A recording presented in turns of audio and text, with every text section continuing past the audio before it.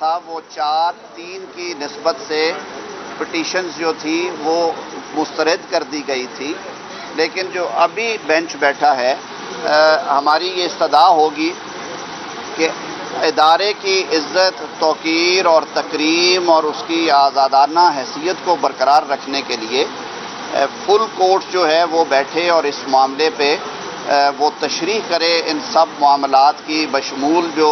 Election commission کے اختیارات ہیں الیکشن کے انعقاد کے سلسلے میں، اور مفاد عامہ اور الیکشن کس طرح ایک دوسرے سے جڑے ہوئے ہیں۔ اور اس میں ظاہر ہے جو دو معزز جج صاحبان ہیں، جسٹس اعجاز الاحسن صاحب اور جسٹس مظاہر علی اکبر نقوی،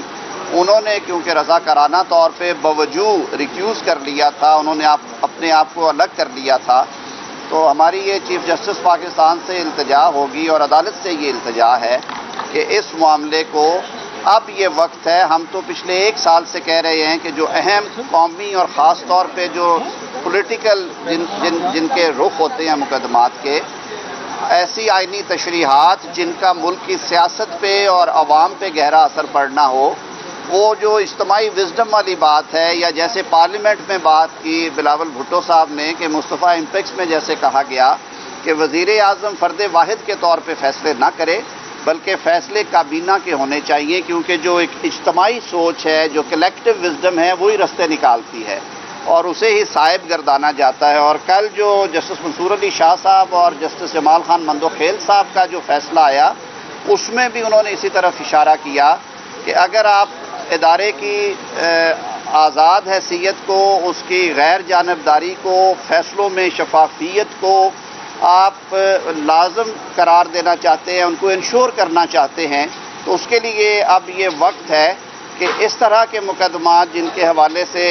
خدشات پائے جاتے ہیں، دو آراء پائی جاتی ہیں، دو مختلف طبقات ہیں جو ایک بات کر رہے ہیں، دوسرے دوسری بات کر رہے ہیں، اور ایک تقسیم نظر آ رہی ہے، اس ابہام کو دور کرنے کے لیے اور ادارے کی عزت، تکریم اور وقار کے لیے یہ ضروری ہے کہ ان دو جج صاحبان جنہوں نے رضاکارانہ طور پہ اس معاملے سے علیحدگی اختیار کی، جسٹس اعجاز الاحسن صاحب اور جسٹس مظاہر علی اکبر نقوی صاحب،